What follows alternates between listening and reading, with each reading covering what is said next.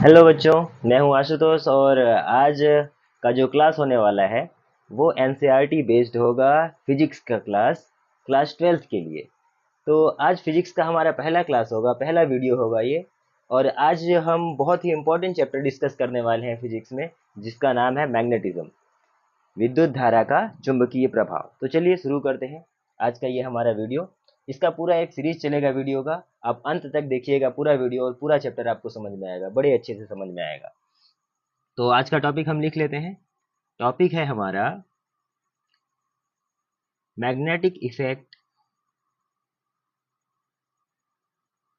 Magnetic effect of electric current, electric current.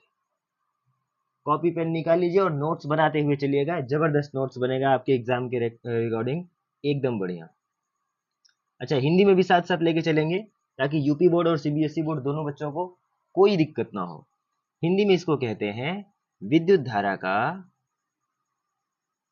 विद्युत धारा का चुंबकीय प्रभाव, चुंबकीय प्रभाव या चुंबकत्व, और इसको कहते हैं चुंबकत्व,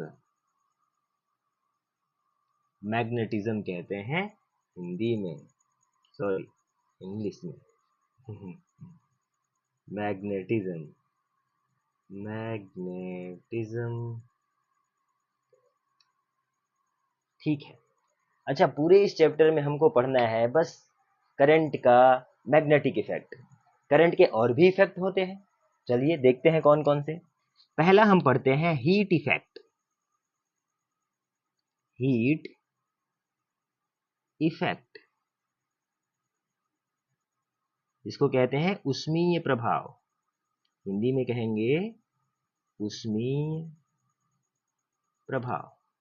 दूसरा होता है केमिकल इफेक्ट, केमिकल इफेक्ट, रासायनिक प्रभाव, रासायनिक प्रभाव।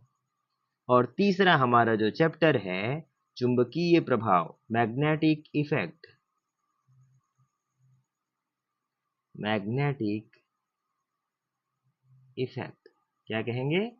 चुंबकीय प्रभाव, चुंबकीय प्रभाव। तो बच्चों, इलेक्ट्रिसिटी तीन तरीके के प्रभाव छोड़ता है। पहला हीट इफेक्ट, हम सब जानते हैं, हमारे घरे में आयरन होता है, इस्त्री प्रेस करने वाला, कपड़ा प्रेस जिससे करते हैं, वो किस पर बेस्ड होता है? हीट इफेक्ट पर। तो एक एग्जांपल इसका लेके हुए चलेंगे हम, इलेक्ट्रिक आयरन, सब जानते हैं, सबके घरों में होता है। दूसरा केमिकल इफेक्ट, कम लोग जानते होंगे, ये इसका एक सबसे अच्छा एग्जांपल है इलेक्ट्रोप्लेटिंग। आप लोगों ने नाम सुना होगा इलेक्ट्रोप्लेटिंग का, कहते हैं इलेक्ट्रोप्लेटिंग।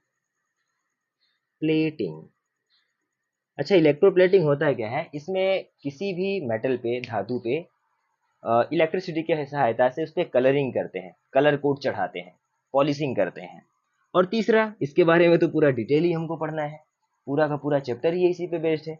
तो चलिए देख लेते हैं। तीन तरीके के इफेक्ट डालता है, हीट इफेक्ट, केमिकल इफेक्ट और मैग्नेटिक इफेक्ट। अच्छा, तो अब शुरू करते हैं हम अपना चैप्टर, जो हमें पढ़ना है मैग्नेटिक इफेक्ट। मैग्नेटिक इफेक्ट का सबसे पहले पता चला, कैसे पता चला? तो ऑस्टेड नाम के एक साइंटिस्ट थे, उन्होंने अपना एक एक्सपेरिमेंट किया, उसमें उन्होंने कुछ निष्कर्ष निकाला। चलिए उनका जानते हैं। इससे पहले हम समझते हैं पहले मैग्नेट होता क्या है। अच्छा, अगर हम एक बार मैग्नेट की बात करें, एक दंड चुंबक जिसको हिंदी में कहेंगे, तो चुंबक को ज्यादातर लोग जानते ही होंगे। किसी भी मैग्नेट में दो पोल होते हैं, नॉर्थ पोल और साउथ पोल, इसको हम कहते हैं मैग्नेट। और ये कैसा मैग्नेट है? बार मैग्नेट, मैग्नेट, ये है एक बार मैग्नेट, हिंदी में कहेंगे दंड चुंबक, दंड चुंबक। मैग्नेटिक फील्ड होती है इसके आसपास। अच्छा, मैग्नेटिक फील्ड, हर चुंबक से कुछ काल्पनिक रेखाएं निकलकर बहती रहती हैं, जो कि जिनका दिशा किधर की ओर होता है? उत्तरी ध्रुव की ओर से दक्षिणी ध्रुव की ओर, नॉर्थ पोल से होके साउथ पोल की तरफ ये कंटिन्यू बहती रहती हैं। ठीक है, ये इनविजिबल होती हैं, काल्पनिक रेखाएं होती है। अब ये जितने क्षेत्र में फैली हुई होती हैं उतने में हम किसी भी चुंबक का प्रभाव देख सकते हैं। वो सारा क्षेत्र उसका क्या कहलाता है? चुंबकीय क्षेत्र। इसका मतलब सबसे पहले पता कैसे चला? तो एक चुंबक को रखा गया, ठीक है, और उसके पास में एक चुंबकीय सुई को रखा गया। चुंबकीय सुई, अच्छा, चुंबकीय सुई एक ऐसी सुई होती है जो इलेक्ट्रिसिटी के संपर्क में, सॉरी, चुंबक के संपर्क में आने पर इसमें विक्षेपण होता है। तो जब इसको पास में रखा गया तो ये मूव करने लगा, ये घूमने लगा, चुंबकीय सुई घूमने लगी, चुंबकीय सुई, चुंबकीय सुई घूमने लगी। तो सबको पता चला कि कुछ तो है पास में जो इसको घुमा रहा है, इसको घुमाने पे मजबूर कर रहा है। अगर इसको दूर कर देते हैं तो ये नहीं घूमता, मूवमेंट इसका बंद हो जाता। तो इसका मतलब ये अवधारणा मिली कि कुछ तो है इस चुंबक के पास, और उसको नाम दिया गया चुंबकीय क्षेत्र का, मैग्नेटिक फील्ड का। अच्छा ठीक है, मैग्नेटिक फील्ड का तो पता चल गया। अब आते हैं अपने ऑस्टेड पर। ऑस्टेड का एक्सपेरिमेंट क्या था, तो चलिए नोट करते चलिएगा, बहुत ही अच्छा टॉपिक मिलने वाला है हमारे पास।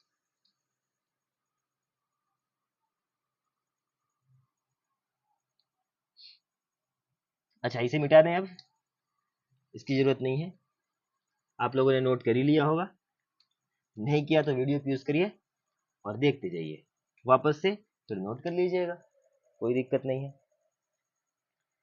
हाँ, तो शुरू करते हैं हम पहला टॉपिक इस चैप्टर का, ऑस्टेड का प्रयोग। और बड़ा लिखता हूँ, ऑस्टेड का प्रयोग।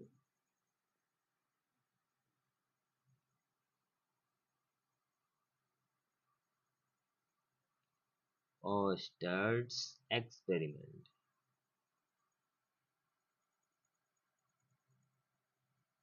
अच्छा, इसमें हुआ क्या, ऑस्टेड साहब ने किया क्या? उन्होंने एक सर्किट बनाया, इलेक्ट्रिक सर्किट। सर्किट सब जानते हैं, एक वायर लिया, कंडक्टिंग वायर, और उसको जोड़ दिया एक बैटरी से, प्लस माइनस, और उसमें लगा दी एक की, कुंजी। ठीक है, अच्छा, जैसे ही इन्होंने, और सुनो, इसके बाद उन्होंने क्या किया, इसके पास में रख दिया एक मैग्नेटिक सुई। क्या रख दिया? मैग्नेटिक सुई। थोड़ा अच्छे से बना लेते हैं। उन्होंने इसके पास रख दिया एक मैग्नेटिक सुई। अच्छा, हुआ क्या, जैसे ही इन्होंने बैटरी लगाया, अभी इस चाबी ओपन था, इसका कुंजी की ओपन था। जैसे ही की इन्होंने क्लोज किया तो इसमें इलेक्ट्रिसिटी फ्लो होना चालू हो गया। मान लेते हैं इलेक्ट्रिसिटी आई फ्लो होना चालू हो गया, प्लस से माइनस की ओर। जैसे ही इलेक्ट्रिसिटी फ्लो होना शुरू हुआ तो इन्होंने देखा कि इस मैग्नेटिक सुई में, चुंबकीय सुई में विक्षेपण होने लगा, मूवमेंट होना शुरू हो गया। अच्छा, उन्होंने सोचा कि हो सकता है कोई कारण, किसी वजह से घूम रहा हो भाई, जरूरी थोड़ी है कि इलेक्ट्रिसिटी की वजह से घूमा हो। एक्सपेरिमेंट कर रहे थे, तो उन्होंने किया क्या, अब अगली बार उन्होंने जो सर्किट लिया, सेम ही सर्किट लिया, सेम वायर का, लेकिन उन्होंने इस बार बैटरी को उल्टा लगा दिया।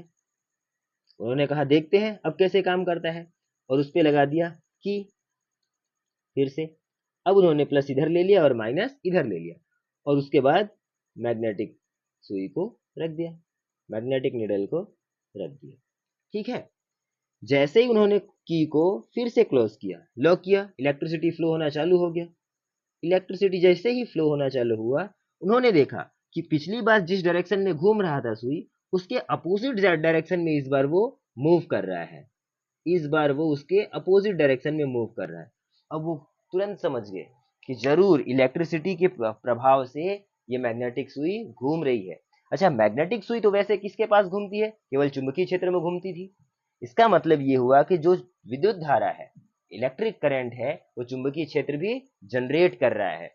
अच्छा, हमने देखा कि जब प्लस इधर था और माइनस इधर था, विद्युत धारा का घूमने का दिशा इस तरफ से था, क्लॉकवाइज। तो देखा हमने कि जो चुंबकीय सुई थी वो भी क्लॉकवाइज घूम रही थी, और जैसे ही उन्होंने एंटी क्लॉकवाइज लगाया इलेक्ट्रिसिटी को, और देखा उन्होंने कि मैग्नेटिक सुई भी जो थी हमारी वो एंटी क्लॉकवाइज घूमने लगी। उन्होंने ये निष्कर्ष दिया। अब उनका निष्कर्ष सुनो। उन्होंने अपने निष्कर्ष में लिखा, कुछ कंक्लूजन दिया। निष्कर्ष, निष्कर्ष क्या दिया उन्होंने? उन्होंने कहा कि यदि कोई करंट कैरिंग वायर है, यदि कोई धारावाही चालक है,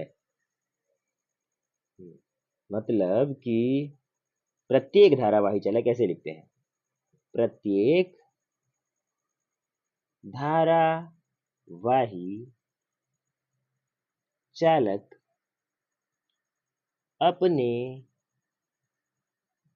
चारों ओर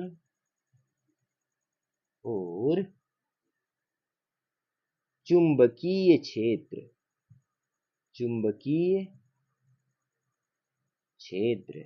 उत्पन्न करता है। चुंबकीय क्षेत्र उत्पन्न करता है।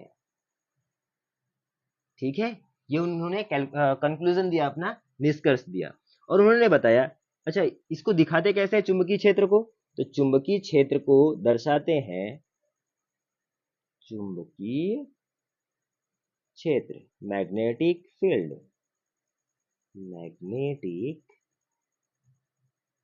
मैग्नेटिक फील्ड, इसको दिखाते हैं बी से। और उन्होंने बताया कि करंट के दिशा बदलने से, विद्युत धारा की दिशा बदलने से इसके घूमने की दिशा बदल जा रही है, डायरेक्शन बदल जा रहा है। इसका मतलब ये क्या है? एक वेक्टर क्वांटिटी है, एक सदिश राशि है। अच्छा इंग्लिश में इसको क्या कहेंगे, इनके कंक्लूजन को वो भी लिख लेते हैं। उन्होंने कहा current carrying wire, current carrying wire generates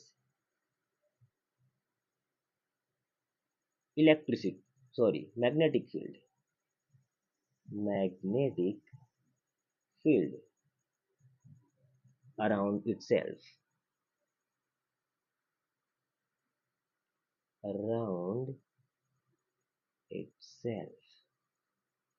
ठीक है। ऑस्टेड ने ये देखा, फिर से एक बार समझ लेते हैं। ऑस्टेड ने ये देखा, एक मैग्नेटिक सुई को करंट कैरिंग वायर के पास रखा जिसमें विद्युत धारा प्रवाहित हो रहा है, तो उसमें मूवमेंट हुआ। जब उन्होंने धारा की दिशा को बदला, करंट की दिशा को बदला, तो मूवमेंट का डायरेक्शन भी बदल गया। अच्छा उन्होंने ये निष्कर्ष दिया कि जो कोई भी अगर करंट कैरिंग वायर होगा, धारावाही चालक होगा, तो वो अपने आसपास चुंबकीय क्षेत्र को उत्पन्न करेगा। और उसको चुंबकीय क्षेत्र को दर्शाते किससे हैं? बी से। उन्होंने देखा कि धारा के परिवर्तन के साथ ही चुंबकीय सुई के घूमने की दिशा में परिवर्तन हो रहा है।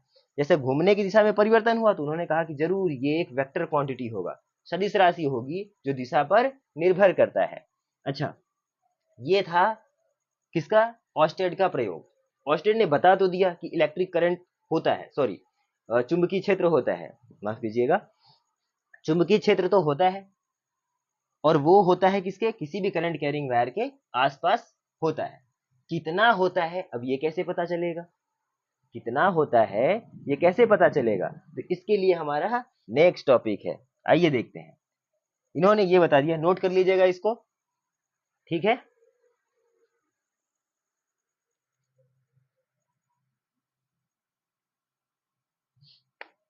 चलिए समझते हैं अब अपना। ऑस्टेड ने बता दिया कि चुंबकीय क्षेत्र तो भाई होता है, जरूर होता है, और किसके आसपास? कोई भी धारावाही चालक है, कोई भी करंट कैरिंग वायर है, वो अपने आसपास जनरेट करेगा एक मैग्नेटिक फील्ड, एक चुंबकीय क्षेत्र, ठीक है। अच्छा कितना होता है ये बताया किसने? तो इसके लिए हम पढ़ते हैं bio Savart law, bio Savart का नियम, बायो सेवर्ट का नियम, बायो सेवर्ट का नियम।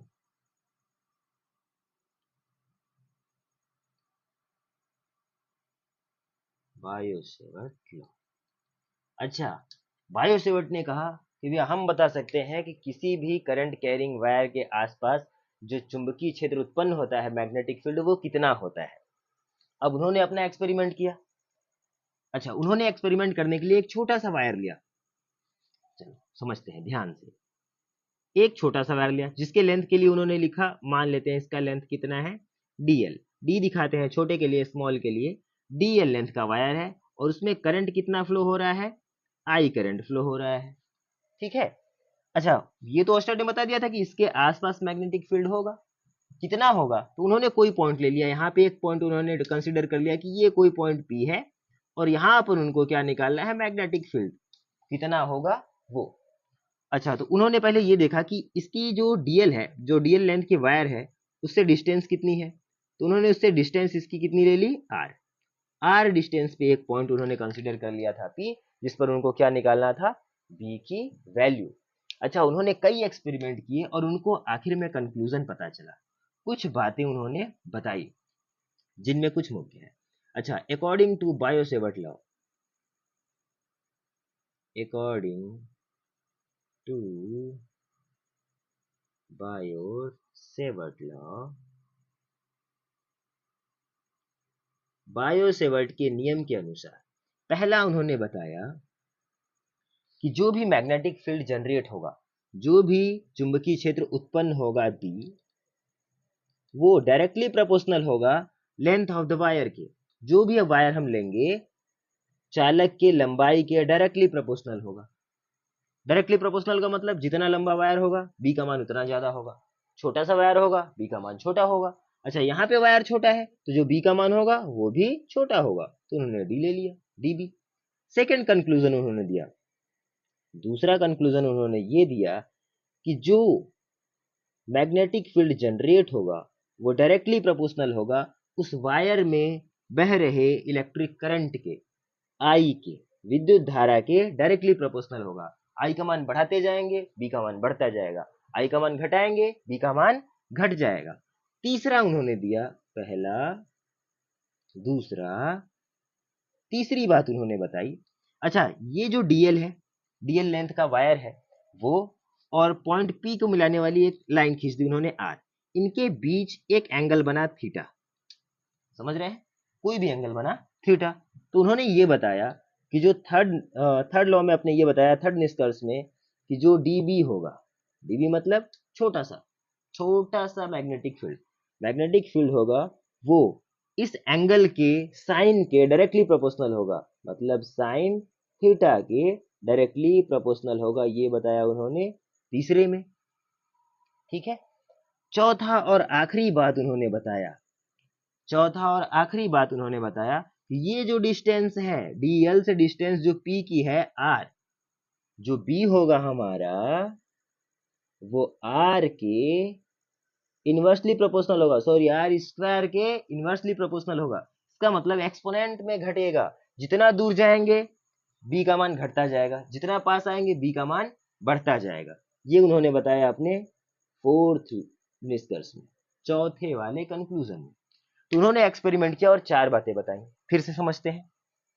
पहला उन्होंने बताया कि जो छोटा सा वायर लेंगे हम डीएल, उसके पास में एक मैग्नेटिक फील्ड जनरेट होगा और वो कितना होगा, वो उस वायर के लेंथ के डायरेक्टली प्रोपोर्शनल होगा। जितना लंबा वायर होगा उतना ही मैग्नेटिक फील्ड होगा, छोटा वायर होगा छोटा होगा। ठीक है, उसमें फ्लो हो रहे हैं करंट के डायरेक्टली प्रोपोर्शनल होगा।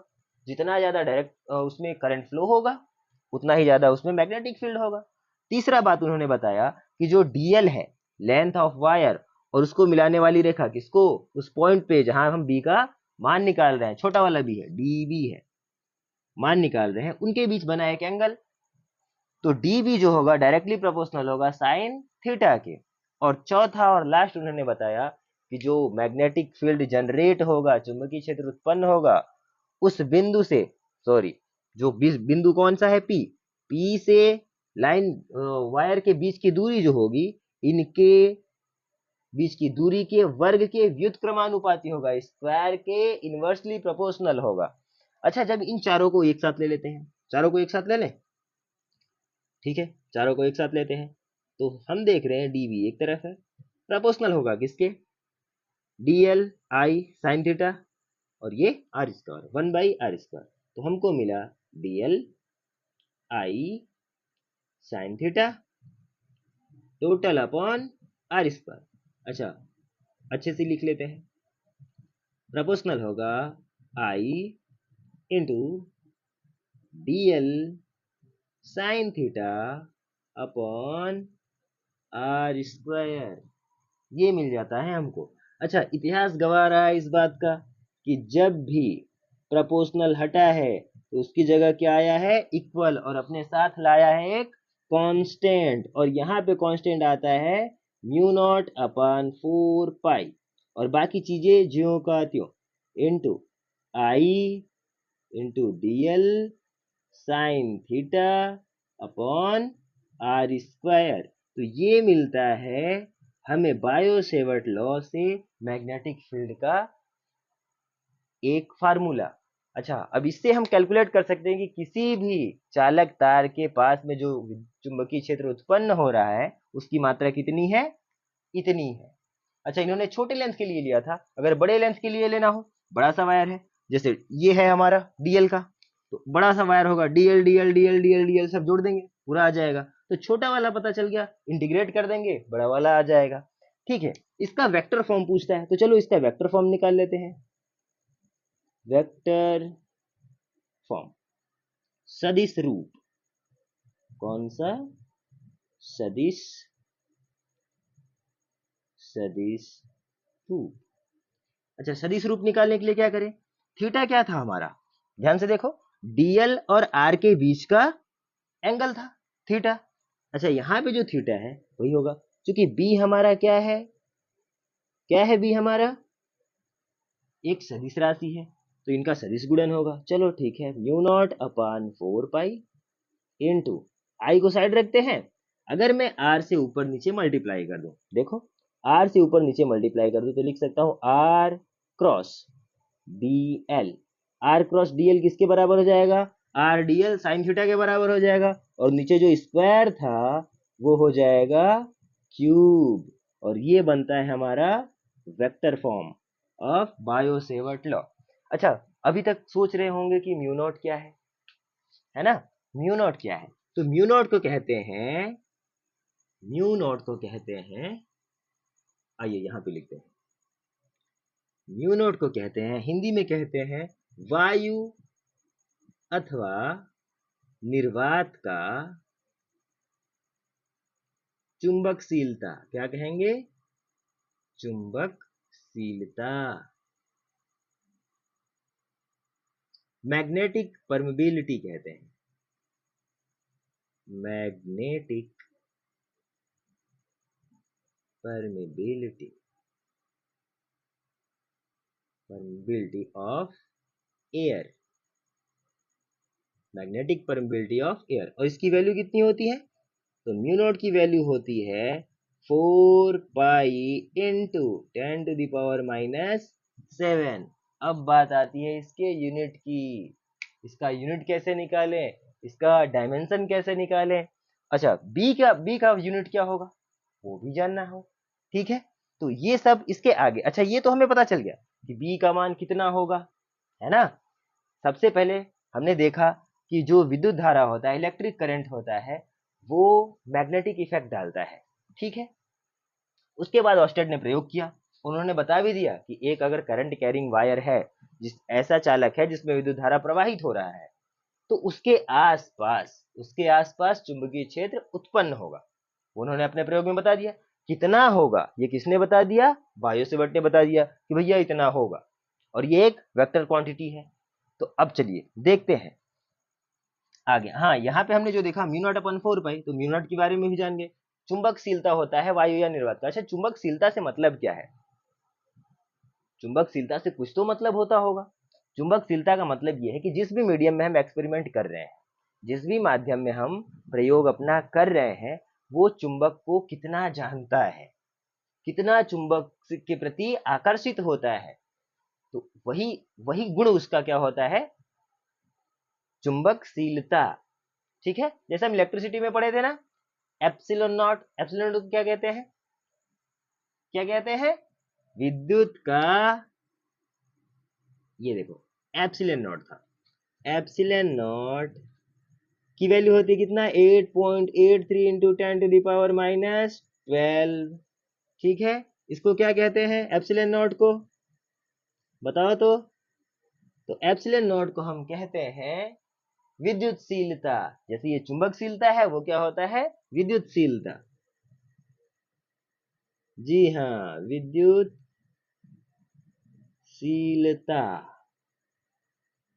ठीक है, वही चीज जैसा मैग्नेट में होता है और वो इलेक्ट्रिसिटी में होता है। फिलहाल इसकी हमें जरूरत नहीं है, ये जब हम शुरू करेंगे चैप्टर तो इसके बारे में डिटेल में बताएंगे पूरा। अभी हम म्यू नॉट और एप्सिलॉन नॉट के बारे में डिस्कस भी करेंगे, दोनों के बीच में संबंध भी निकालेंगे। ठीक है, तो अच्छा, इसके आगे हम पढ़ेंगे कि ठीक है, हमने देख लिया बी का मान इतना होता है।